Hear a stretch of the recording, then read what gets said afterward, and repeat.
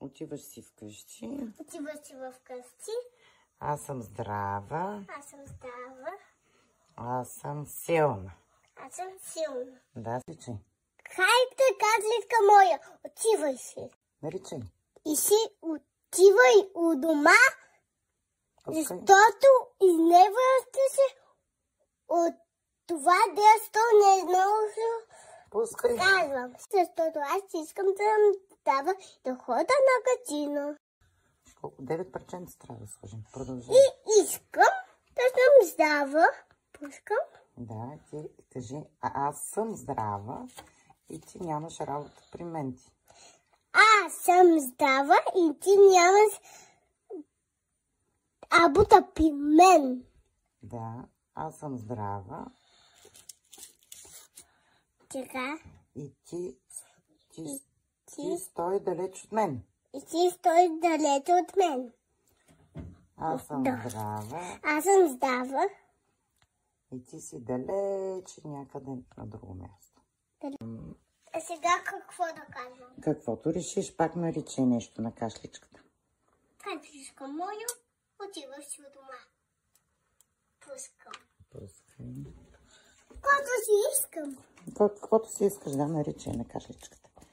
Тя вече не е тук. И си отивай от дома. Да, тя вече... някой да се молиш направо нареждаш. Тя вече си от дома, кашличката, в нейния дом, не при теб. Да. Нейният дом не при мен. Нейният дом не е при теб. Нейният дом е далече от теб. Моля. На кашличката много ни се молиш. Кажи благодаря, че вече си е далече от мен. Как? Аз казах го с другия бомбон. Добре.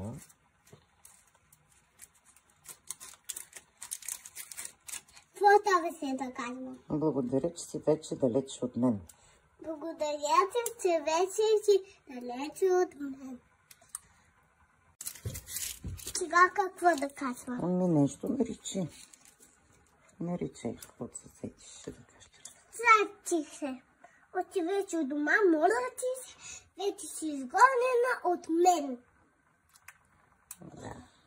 И последен бомбон. Последен бомбон. Аз съм здрава. Аз съм здрава. Пускай. И сега кажи реченото от мен. Реченото от мен стойно. Е сторено. Браво!